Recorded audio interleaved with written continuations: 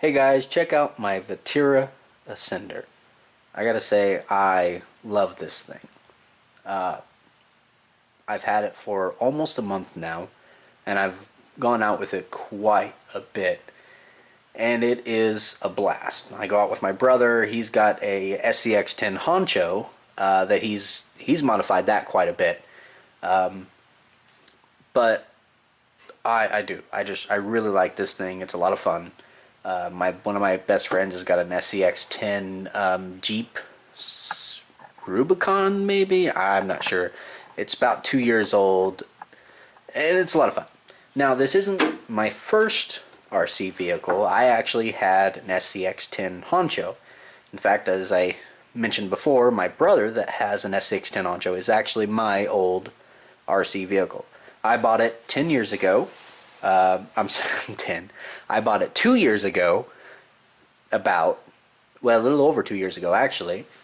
And I loved it, too. I drove it around a ton, me and him. He had some type of other axial that it didn't have, I don't remember what it was called, but it didn't have, the metal frame and stuff that, the SCX10 has, the Vaterra Ascender has. It didn't have that, metal steel frame for like 110 scale and stuff. It didn't have that. It just was something else. But I ended up getting rid of that. I actually traded it to my brother for a cold air intake for my car that he had. And I pretty much regretted it ever since. So 2 years later, a little over 2 years later, I decided to get back in and I bought this. And I have not regretted it. Now you might be wondering why I chose the Vaterra Ascender over the SCX10. And honestly, the only reason I did it was just because of this right here. The smaller axle size. If you guys have an SCX10, you know that the, I think it's called a pumpkin, is much, much larger on those. And I chose this one just because it had the smaller axle. That's really the only reason I chose it. They're both great vehicles, and what can you say? They're both just fun. Anyway, this video is actually not about a review of this car. What it's actually about is the servo. I got a new servo in the mail today. I have a Spektrum, and it is the S6030. And I'm going to be replacing my stock Spektrum servo with it that came in this kit. Or I'm sorry, that came in this ready-to-run vehicle. Ready-to-run Ascender. Anyway. Now I'm going to show you guys why I chose to buy a new servo. And we're going to do a comparison so you can kind of see whether it's something that maybe you want to do too in the future. Who knows? I have no idea what I'm doing, by the way. I've never... I don't know a lot about RC cars, and listen. I'm just going to try to do this, and if it works, it works. If it doesn't, and I break something, I'm going to go crying to my brother, and he's going to have to help me fix it. That's the truth. So, let's just see what happens.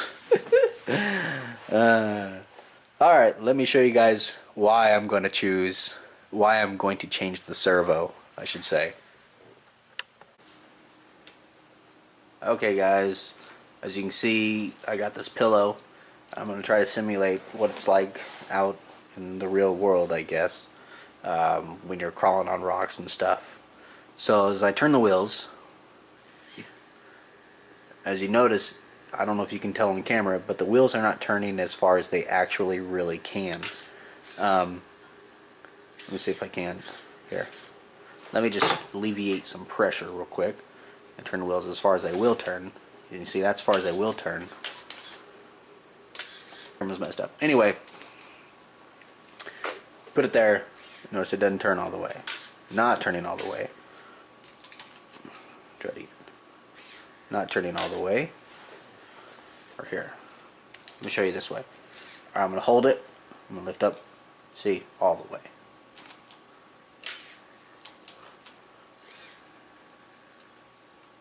See the wheels turn all the way as I left it. See the wheels turn all the way as I left it. I'm going to try to pull straight up. Turn all the way. Okay, So yeah, that's what it looks like stock. So let's go ahead and try to change the servo and see what it does. Okay, got her back on the pillow. Let's go ahead and start by turning on the controller first. And I don't know if you guys can hear that.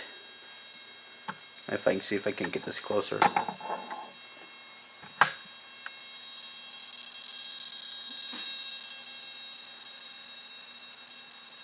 If you can hear that noise, I don't know why it's doing that. But anyway, let's just see what happens when I turn the wheels.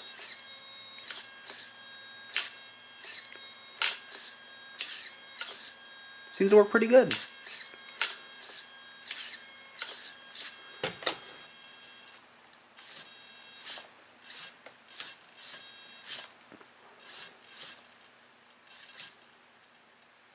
Well, seems to turn the wheels pretty well. All that noise is really annoying. I'm not sure why it's doing it. Maybe I done something wrong. I don't know.